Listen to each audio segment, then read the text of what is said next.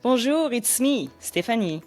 In this episode of the Abundant Soul podcast, we had the honor to welcome Meg Bartlett for an incredible discussion around nightmares. Meg is an author, galactic cosmonaut, dream plus nightmare educator, and U.S. Marine Corps veteran living in Minneapolis, Minnesota. After fighting against 20 years of chronic nightmares with frequent sleep paralysis episodes, she finally found a way to face the demons in her dreams, listen to their wisdom, and heal. Today, she finds fulfillment in guiding others through an exploration of a human experience and connecting them to their unique internal wisdom. Meg enjoys podcasting, snuggling with her pitty, and disc golfing with her husband. Let's discover how you can heal your nightmares. Good morning. Good morning. How are you? I am doing well. How are you ladies doing? So excited today. Fantastic. Yes. Well, I am very excited because today we have a very special guest. We have Meg Bartlett on our podcast today. And a little backstory, Meg and I met through kind of a spiritual container called Mystery School with Aliyah Lovely. And we met, gosh, that was probably back in like 2021, I feel like. So when we were kind of going through our little transformational journeys, and at the time I was drawn to Meg because she was so knowledgeable about dreams, and I was having crazy dreams at the time. And so Meg was just someone in the community who was just always there, always held space for others, and just someone that you just wanted to be friends with. So we've kept in touch, and just really excited to have her on today because at first I was like, this is someone who, we can share about her story and dream interpretation. But you also just came out with a book. You just wrote your first book, right? I did, yes. Congratulations. My first book. I'm so excited. Oh my gosh, yes. And I have it right here. But yes, so she sent us the book, and then reading this book, I was like, wow. Okay, yes, definitely want to have you on to share your story because this is just packed with so much. And just for our listeners who could not see the book cover, it's called How to Heal Your Nightmares. Mm-hmm. And definitely recommending that book. So yes, I know. We are not here to promote. We are going to be here to listen to your story. But it's a book worth reading. I read it in 4 or 5 days. Like, I could not stop putting the book. So that's why I highly recommend it. Same. Thank you. All right. Well, so the book is about, your healing journey. Mm-hmm. And so I guess we can kind of begin with why you wanted to share about your healing journey, and we can kind of get into everything. Yeah, so I really see my healing journey as very, very intense. I suffered a lot of trauma as a child, but I didn't think that I did. And this is such a common story for so many people where they grow up in environments that are so difficult for them, that are traumatic for them. I personally suffered physical, psychological, and sexual abuse as a child. And when we grow up in those environments, that's just the way that it is. We just think that that's normal. We just think that this environment is what it's meant to be and these things suck, but hey, that's just a part of life. And so throughout my whole childhood, I just said, I have the best family in the world. I have the best parents. And coming into my adulthood, I started realizing, oh my God, that was not normal. This is not okay. And then having to redefine that as an adult was very, very difficult. I struggled a lot with anxiety and depression and suicidal ideation. And there were so many dark moments in my adulthood when I was looking back and reliving these things. And the whole the whole sort of link between all of this is I started having chronic and frequent nightmares when I was 6 years old. And I also encountered my first maybe astral being, if that's something that you believe in. But psychologically, we could also look at that as a figment of the brain as well. And I really started just having sleep paralysis in the fear-based sense, encountering sleep paralysis demons. And I didn't know what to do about it because the adults around me were like, oh, it's just a nightmare. It's just a nightmare. You know, shove it back down, forget about it, try to shake it off. Don't make it my problem. And so, but I carried on for almost 20 years. I had these chronic and frequent nightmares. It was very debilitating. It started really eating away at my adult friendships and relationships, and it was really making my life difficult.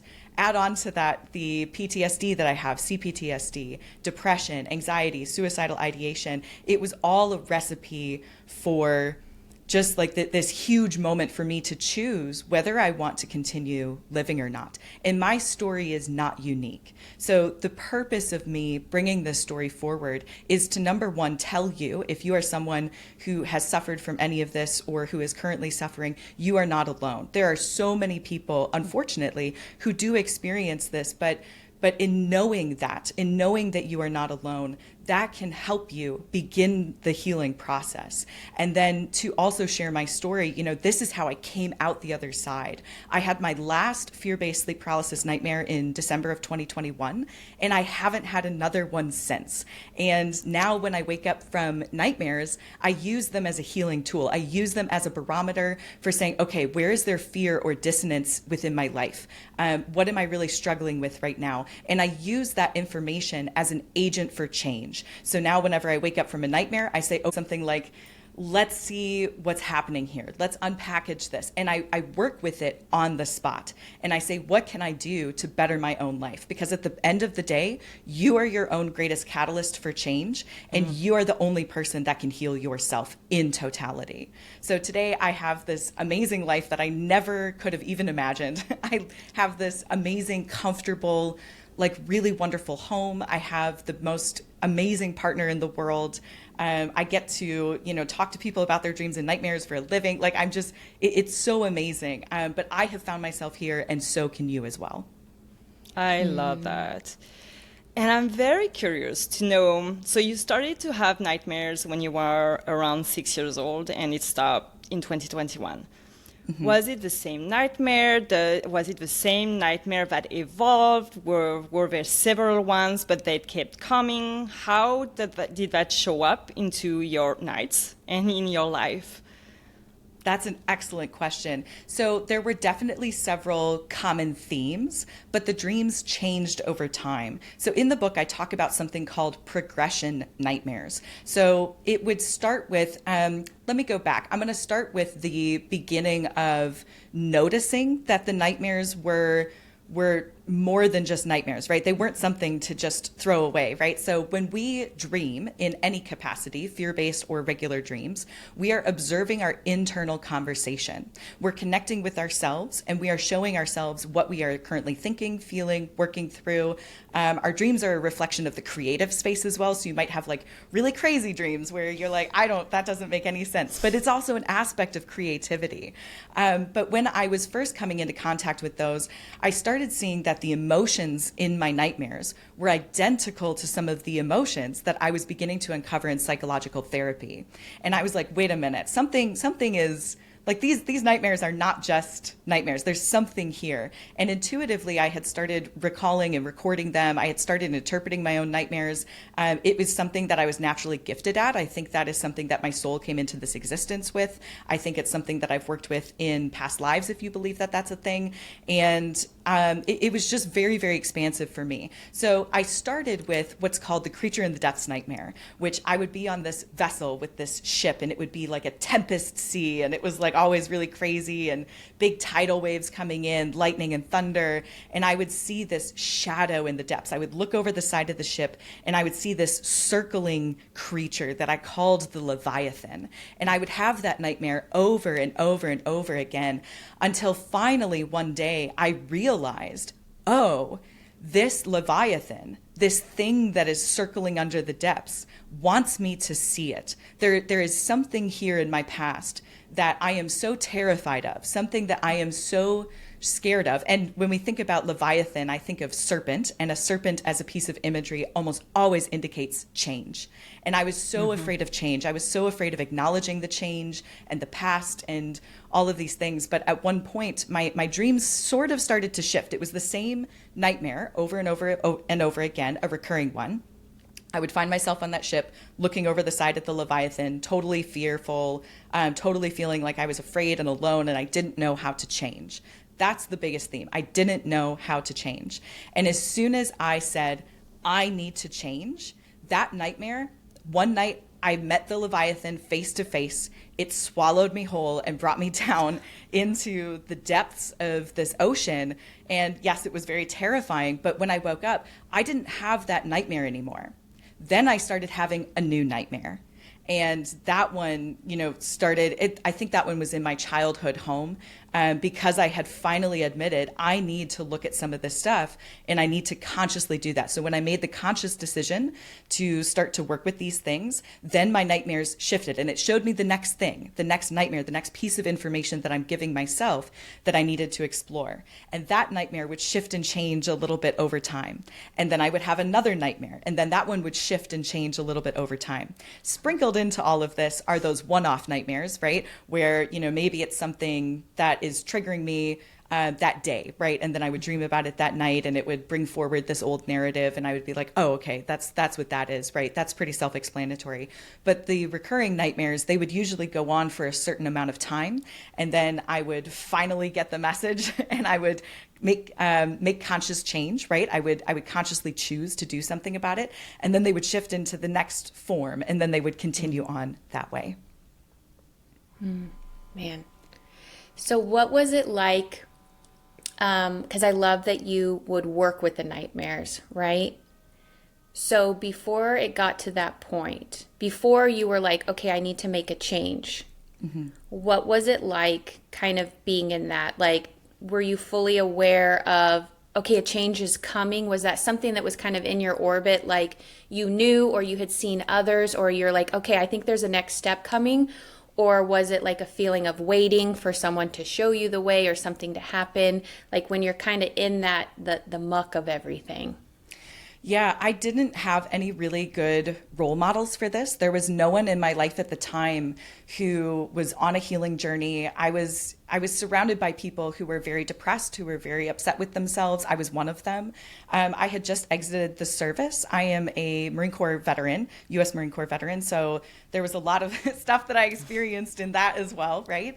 But I had started, it's interesting because a lot of those people, we all suffered from the same thing in our own way, right? Something had happened to us either when we were overseas or when we were or in our childhood, doesn't matter where it happened. But those moments were difficult and we were all kind of in denial. And so I finally got to a point where I was like, nobody else is really taking care of themselves. But I reached a point where I had to make a decision. It was really, really dark. I felt so alone. The nightmares were overwhelming. I was starting to use alcohol and marijuana to kind of try and suppress them. And it just got really, really, what is a good word for it? Just feeling really, not claustrophobic, but like really dampered down, right? Like really suppressed with this huge weight on top of you. And it got to the point where I just knew I couldn't take it anymore. Something had to change. I literally felt like I was forcing myself to change. And that led me to a very difficult moment. But ultimately, I decided to stay here, right? which is excellent. But I had to come face to face with that moment alone. And after I made that decision, I ended up, my whole life kind of imploded. I lost my job, and the person that I had been dating for 4.5 years left me, and I could no longer afford my apartment. And I decided to give my favorite, I had a dog at the time, but I didn't know if I could really show up for him in the way that I wanted to. And so I found a new family for him. All of this happened within a couple of months. And I basically hit rock bottom. I didn't know where to go. And I made the decision to, start changing my nightmares, to start working with them. I made the decision decision to change. And then I ended up moving to Minnesota with these wonderful friends of mine. Like I had to ask for help. That was the biggest thing, was deciding to ask for help. And that was so hard because I had grown up in a culture where you take care of yourself and you don't bother other people with your problems. And having to ask for help, that was maybe one of the biggest moments of my life. But my friends told me that I could move in with them. I could move to Minnesota, which is where I currently am today.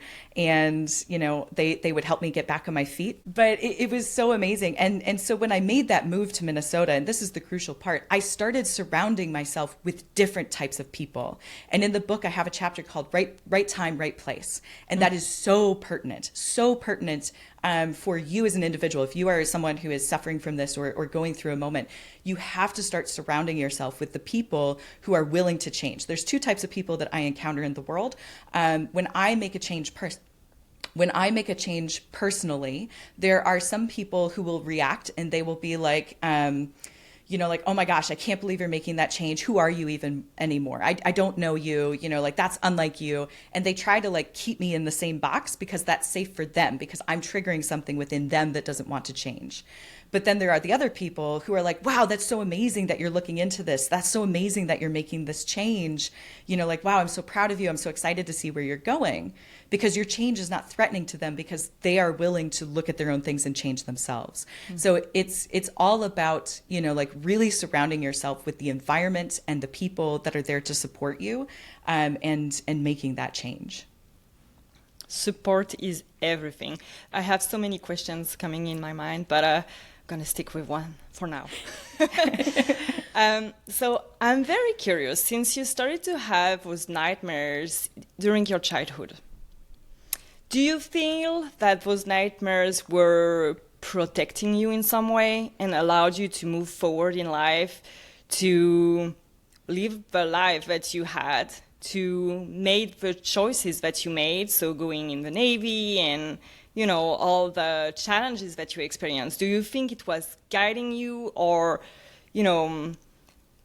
like it was like a sign, like, get help, get help? How would you say they guided you in some way? That's a really great question. Yes, I didn't know it at the time, but they were definitely there for me. One of the purposes, so when we fall asleep, right, dreams and nightmares have many different psychological and physical purposes. One of the main ones is memory formation. So as we sleep, everybody dreams every single night, whether you recall them or not. That's a background process that has to happen. It's a part of our evolution as the human species. And what we're doing is we're taking all the day's events, sometimes several days in the past. There's a thing called dream lag, where it can take you a few days to catch up on your life in the dream space. And we end up taking that information and we form memories. So we're actually creating neurons. We're connecting different neurons together in the brain, and we're creating new memories. And we're doing away with old memories. We're updating our software, our system.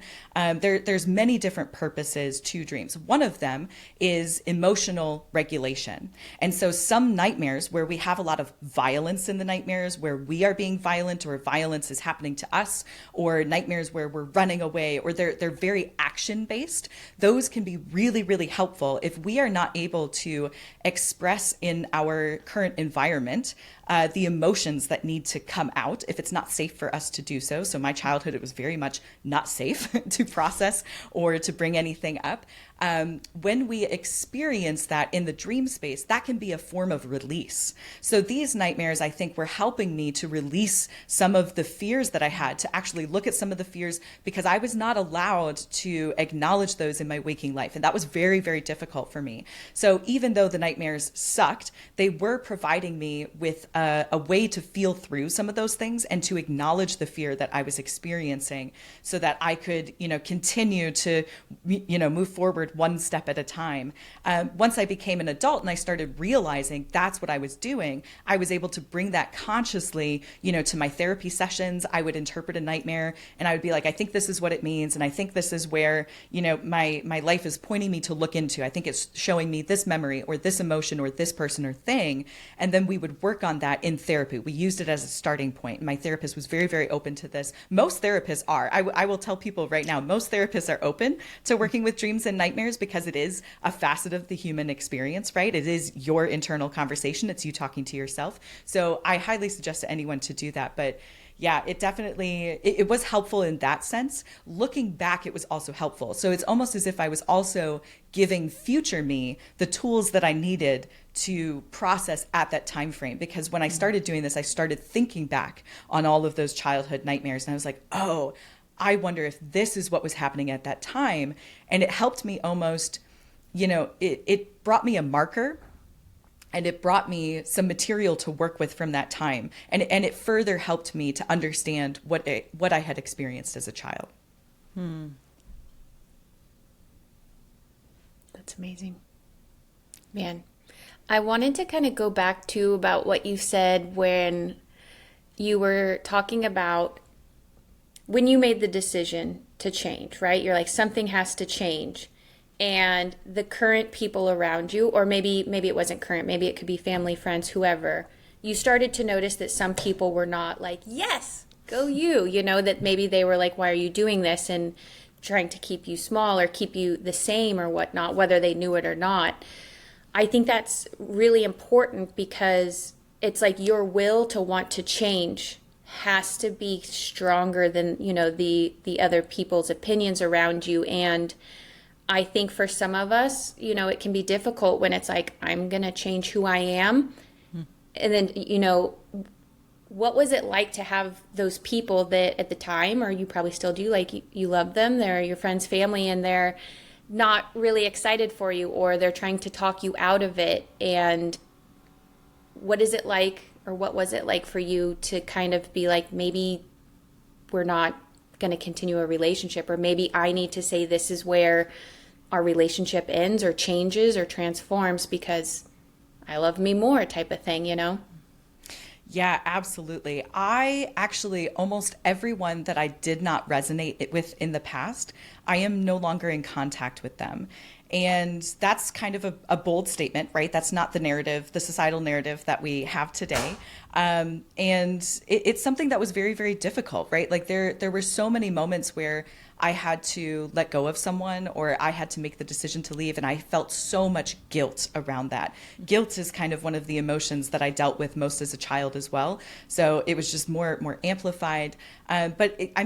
We've heard the saying a million times, right? You have to put on your own oxygen mask first before you can help other people. And today, I am a helper. I love to help people. I love to talk to people and try to empower them to look into their own internal wisdom and just give them options, right? Like there are so many options. There are so many tools out there. You do not have to suffer. That's the biggest thing. You do not have to suffer. That's the biggest choice that you can make is like, hey, you know what? I am suffering right now and I don't have to.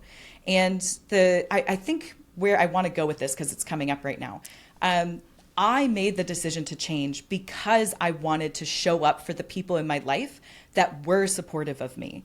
My husband was one of those people. After I had moved to Minnesota, I was still having, major panic attacks. I had a ton of depression. I was working with my stuff, but I was still very much suffering from it. I was a dick sometimes. I was an asshole to my husband at points. And I hated that about myself. I was like, why am I being so awful?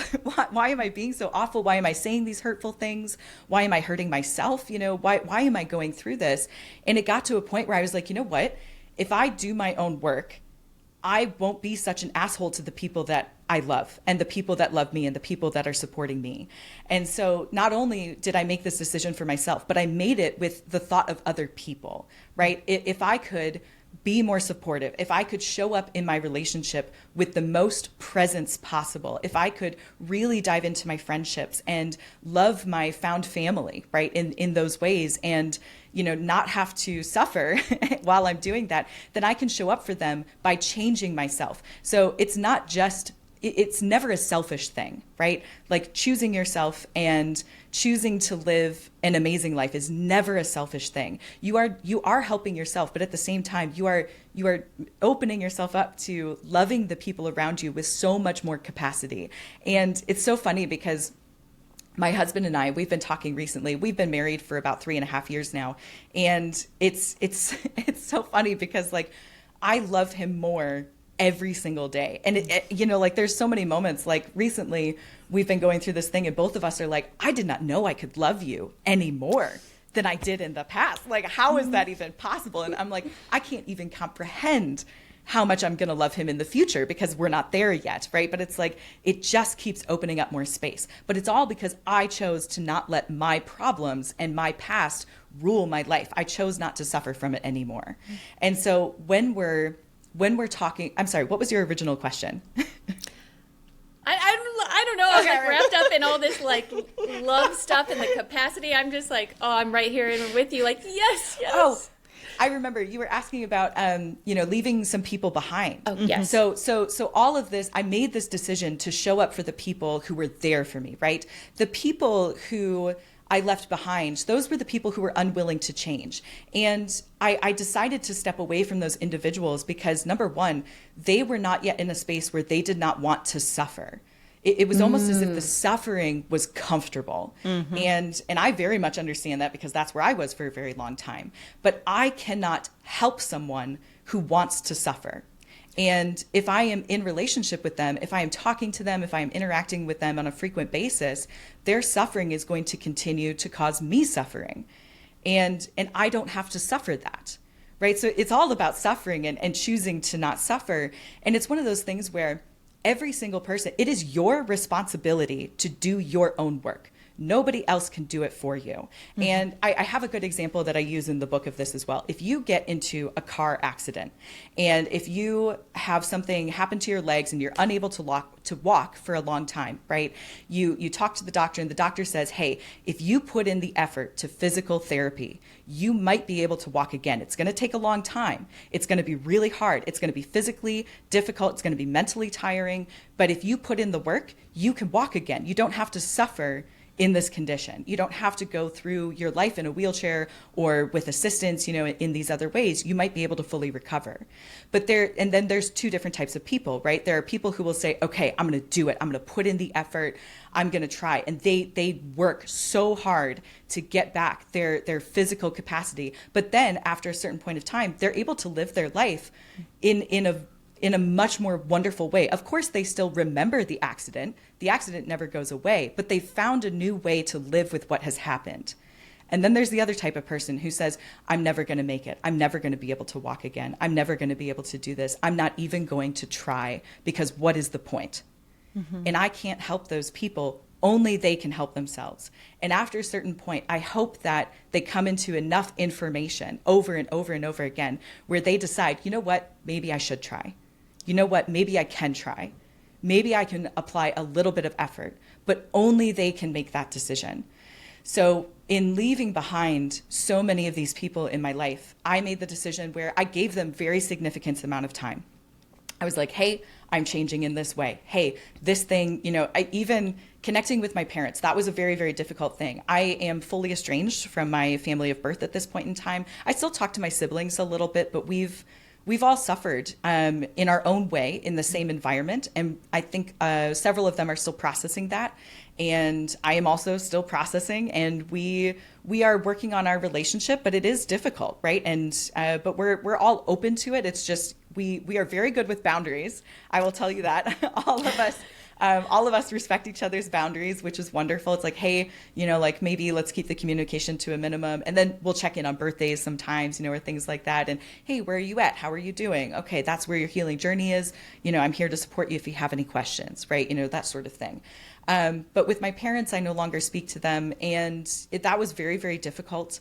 My mom, I had a conversation with her at one point, and I was like, hey, I have this really difficult memory. It was the green beans story. If you read the book, it's a very intense moment. And she did not really feel sorry about it. She communicated that she was sorry about it and that she did remember it. And it was the first time that she had confirmed that had indeed happened. And she was just sorry that I remembered it. And that was really hard for me to digest. I was like, wow, okay, taking responsibility is not really happening here. And that's because she's still suffering from whatever this program is, right? Whatever she herself is dealing with, because hurt people, right? And I understand that they have been hurt, and that is why some of these things happen to me, but that is not an excuse, right? So what I do is I'm just aware of it. I'm like, okay, they're still in that program. They're still in this moment, and there's nothing I can do. So I don't want to suffer, and I don't have to suffer, because that's going to affect the people that I love and that I support. So I'm just going to separate this from my person. I'm just going to separate ourselves. If my mom goes through and experiences deep change, right? If she really works on those narratives, perhaps someday we will reconnect in the future. I'm not completely cutting that off forever. I'm very open to that, but I also need to protect myself. And that is a very important facet of my life, right? And so some of these relationships that I've had, I've tried to have conversations with people, and honestly, I let people tell me who they are at face value.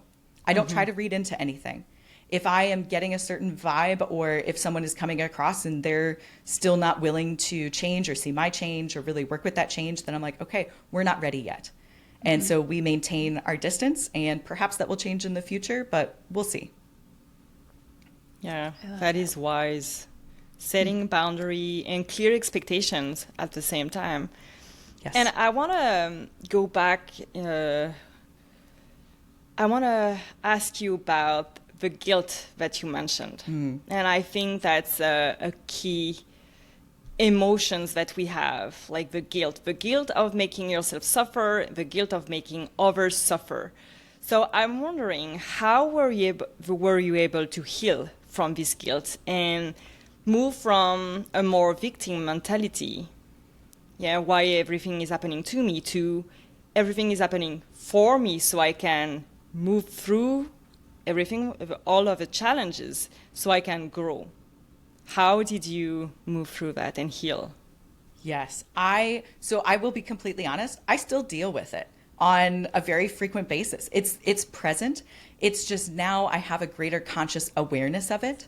It's one of those things where the ways that I have suffered and the things that I have experienced have formed and shaped me so much that I don't know if I will ever completely get rid of the guilt narrative. I hope someday that I do, but it's something that I'm very much still working on. It's just that I no longer beat myself up about it. So recently, we came into this situation where our dog is Daruk. He's an 85-pound pit bull, and he's so fucking cute. So he's very, very adorable. I just have to say that he is like a house hippo. I love him. I love him very, very much. House hippo.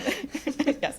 And, but he has some behavioral issues that we're trying to work on. He gets so excited when he's meeting other dogs, too excited, that he has a mirror personality, which is, it's almost like, he's very excited. He's always happy to meet another dog. But if another dog says, oh, your excitement is too much for me, if that dog growls at him, then he'll growl back. And so he's a little reactive in that way. So we have to be careful when we're interacting. And we're very conscientious dog owners, so we never go up and greet anyone. Anyways, all of this to say, I feel very attached because I feel very guilty about giving away that dog, Rudy Roo, that was earlier in my lifetime. I did find him a new family, and I did everything I could to set him up for success, but I still have some guilt around that. And it's coming up right now as we're taking Daruk to this class for reactive dogs, and he's, we're exposing all the issues, right? And so it's one of those moments where I'm like, oh, I still have some work to do here, oh, it's time. But instead of letting the guilt consume me, right? Instead of falling back into those panic attacks, I'm saying, okay, I recognize the guilt. This is the emotion that I'm feeling. Most of this work is just acknowledging what I'm feeling in the moment that I'm feeling it, right? Instead of burying it and say, oh, it's not that big of an issue. Oh, I should be over this already. Oh, I should be healed. Oh, I should, all the shoulds, throw the shoulds out the window, right? Like nobody needs any shoulds. So when I'm in this moment, I'm like, okay, on the car ride home from our first class, I was like, whoa, I am feeling so much guilt, and I'm telling my husband this, right? Telling someone else can be very, very helpful because you're almost taking the energy of it and you're anchoring it here in the physical 3D reality, right? You're taking that, you're creating sound with your vocal cords, you're creating energy, and you're putting it out here, and you're saying, wow, this is real, right? Like, this is real. I am really feeling this guilt. I am really feeling this emotion, and it's coming up right now, and I'm being triggered by it. You can just thinking through that and consciously acknowledging it, that can help you move through it, right? Just talking about it, having a conversation. And so it's not necessarily, I say that I am healed because after a certain point, you are healed. But healing isn't, I'm okay forever and I don't have anything. I don't have any of these feelings anymore. The feelings may always be there. Healing is finding a way to work with what you have and finding a way to work with your past and knowing that it will continue to come up. I can never unknow what I now know. I can never unlive those events that I have lived. They're always present within me, right? Like there are some times where, and I hope this isn't TMI. If it is, you can cut this out. Where if my husband and I are having sex, because I have had sexual abuse, right? Because I have experienced that, sometimes we have to cut it off in the middle. And I'm like, hey, I'm being very triggered right now. I can't do this. And he's very, very understanding of that, right? But I answer what I'm feeling in the moment. And that is what healing is for me.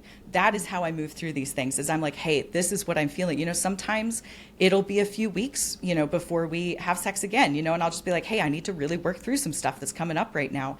And we will give each other the time and the space to answer what we need to in the moment. And then I'll come back and I'll be able to be fully present, right? But this is what healing is. It's not that you completely forget things or that you completely don't feel those emotions anymore. It's that you find a way to work with it and acknowledge it. That's what healing is. Does that make sense? Yes. Okay. Yes. And I think it's very, very important to highlight that. Healing is a journey. Mm-hmm. Mm-hmm. Yeah. And two, also this makes me think of in the book when you talk about that learning to love all the parts of yourself and they kind of all live in a balanced harmony together. I totally resonated with that. And so can you kind of speak to that a little bit? Because you said it so well and it was just resonating and I was like, oh, I love the way that you just framed all of this. Yeah. So loving the parts of ourselves, that's the hard part, right? Because parts of ourselves are the memories that we have. And they're the parts of us that are assholes, or the parts of us that, are just not kind, and the parts of us that have hurt ourselves. I have physically hurt myself in the past, and I love that part of me.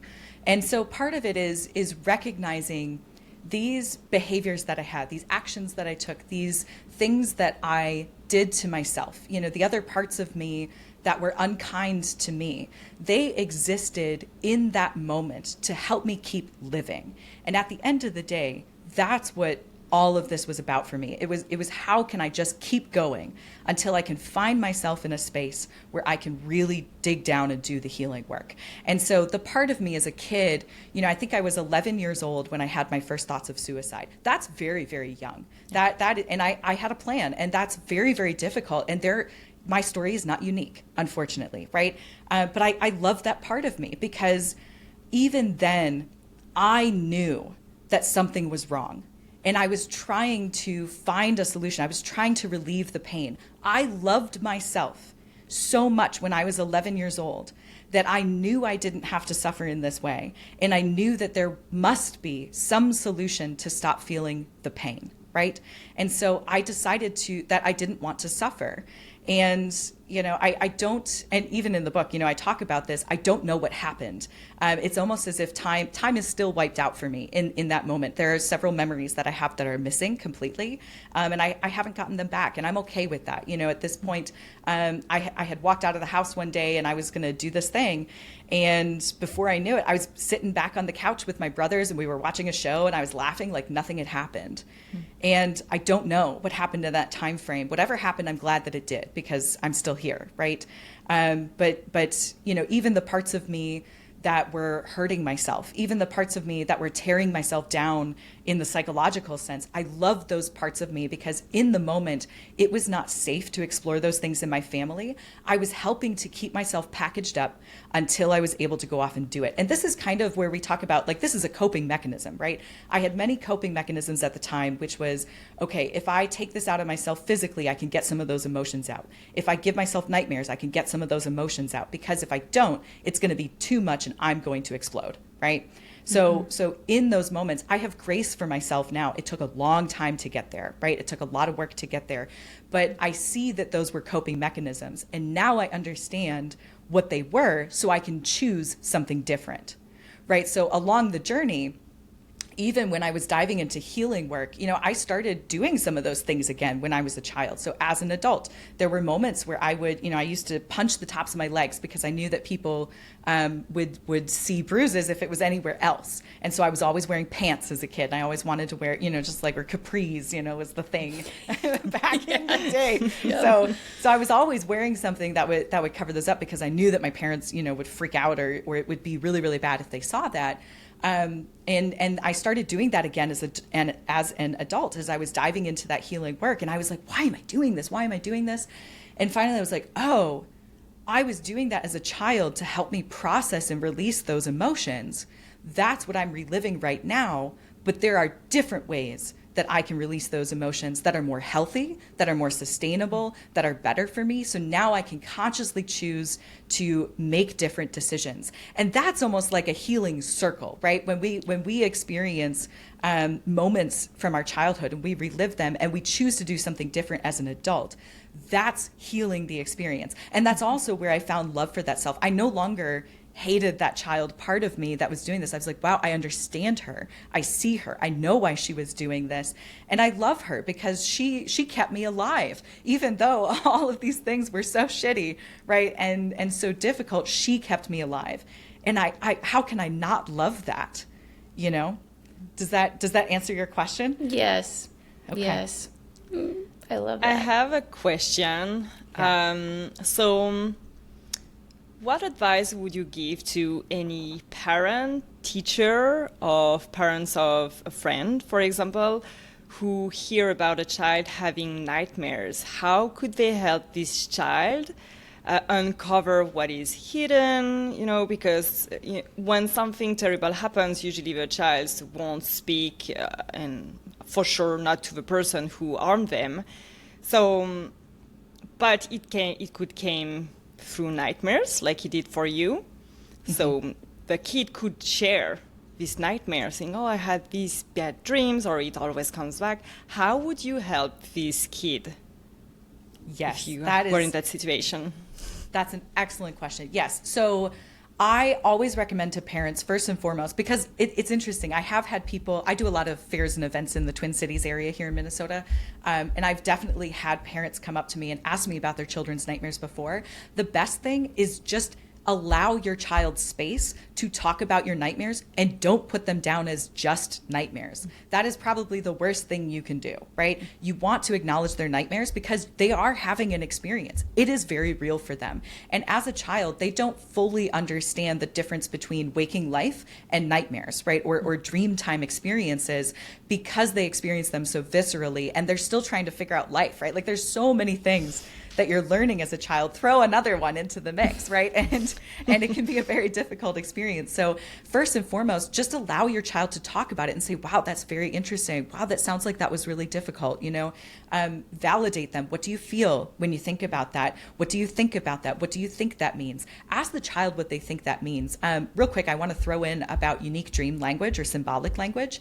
There are over 8 billion different forms of dream language on the planet, right? As many as there are people. Every single person on the planet has their own dream language or their own symbolic language. And that's built from your life experience. That is built from the totality of your being and the emotions that you have. My go-to example real quick is a dog. If I dream about a dog, it usually means responsibility for me, which is where the guilt is tied to. That's from my life experience. If someone had been attacked by a dog as a child, that's obviously not going to mean, like the dream dictionary definition, which is like loyalty. That's not going to mean loyalty to that person, right? Mm-hmm. Unless they really work through some of those experiences. So dream language is different for every single person. So if you are working with your child and allowing them to express that, ask them what they think it is, because they're going to start to learn how to interpret or look at their dreams from their own perspective. And that is the key to working with and understanding dreams. You will always be your own best dream interpreter. I can help ask the right questions to get you there, but at the end of the day, you are the one who has all the answers.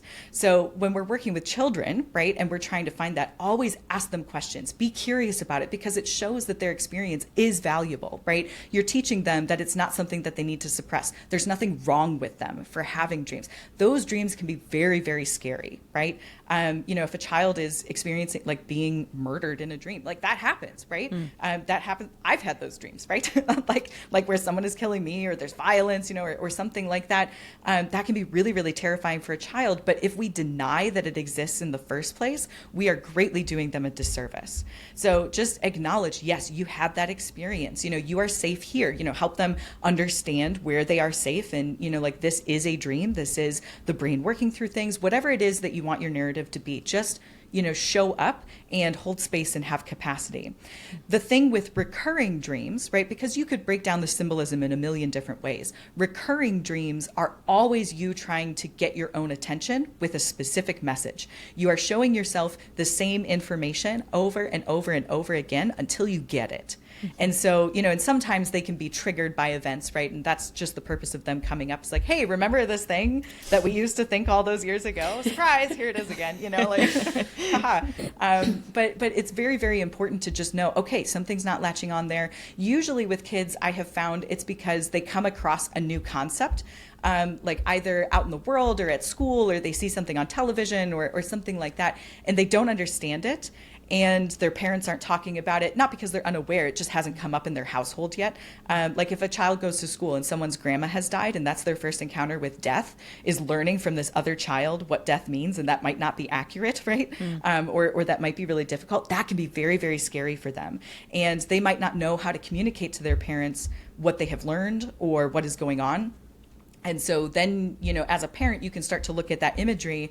If there's a lot of death coming up in the dream or endings or, something like that, then you can be like, oh, and then you can take that as a learning opportunity. All right, whether you're ready for it or not, you're coming into contact with this concept. So let me step in as your parental figure, right? And help you learn about the human experience in this way.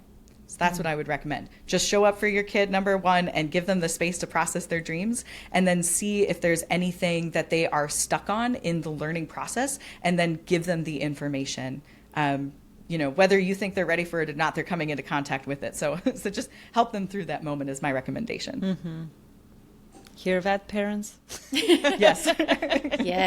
Yes. Oh my gosh. Well, I wanted to acknowledge and honor and thank you for, again, being so vulnerable. Like this book, I absolutely loved every page, and I cried, I laughed. You're hilarious too, going through this book, it was just so great to, again, Steph and I have this podcast so that we can share about the struggles that we go through and just kind of find a commonality, and that all of us are going through something. It might not be the same as everyone else, but I love what you said about you are your own catalyst for change and you are your own healer. And I know for myself, it can be easy when you're going through difficult times to try to find, like, can someone help me? Who's going to save me? And it's just anchoring into the fact that, like, that's you. You are the one who are going to take you through the journey. You have been there with yourself through the journey, through this. And so I love that theme through the book of just like, you are your catalyst for change. You are your own healer. And it's a wonderful, again, beautiful story of your life. And I am so proud of you for writing this, for choosing you, and like just hearing all the beautiful things in your life, now. And again, thank you so much for sharing and your vulnerability, because to me, this just feels like you are like the light bringer, the way shower, that it's like you can get through these things and it's okay to talk about these things and bringing it to the light, because some of us, may struggle with the shame, the guilt, the unknown, like no one knows what I'm going through, or I don't want to be judged for that. But I love that it's like, if we can just share, like we're all going through something, and we can help each other by sharing, holding space, and, sharing tools. Because like you said, it's not really linear. Like those things that you've healed in the moment, they're going to come back. But now you've equipped yourself with all these tools and you're like, great, I have tools for this now. So absolutely. Again, yeah, and what I love about it too is no one talks about our dreams and nightmares. Yes. No one That is talks the about narrative. it. Yeah, when it's so funny because when I'm out in public or I'm at a fair or I'm just talking with people, so often people will walk by my table and they're like, "Oh, dreams," and they're like, "And nightmares," like, "Oh my gosh."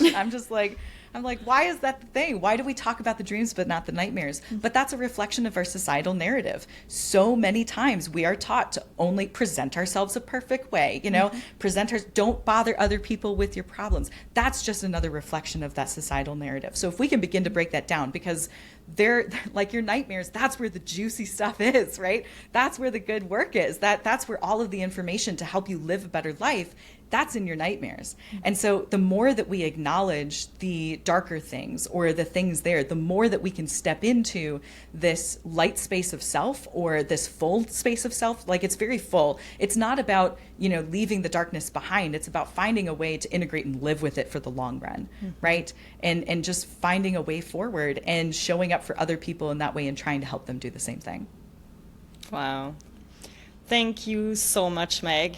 That was such a powerful conversation, and I know that, the content, everything what you share will resonate with so many of our listeners. So thank you so much for being present with us today. It's such an honor.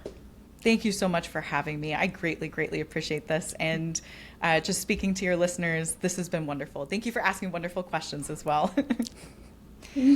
Well, thank you, and we'll talk to you in a week. Yes. Bye. All right. Bye. Thank you for joining us on this journey of self-discovery and spiritual awakening. We hope the stories and insights we've shared today have inspired you to embrace your abundant soul and live your life with more presence, purpose, and passion. Remember, the path to awakening is unique for each of us, but we're all connected by our yearning for deeper meaning and authenticity. So keep an open heart and mind and trust that the universe will guide you exactly where you need to go. This has been the Abundant Soul Podcast. See you next Sunday as we continue to explore the depths of spiritual awakening and personal growth.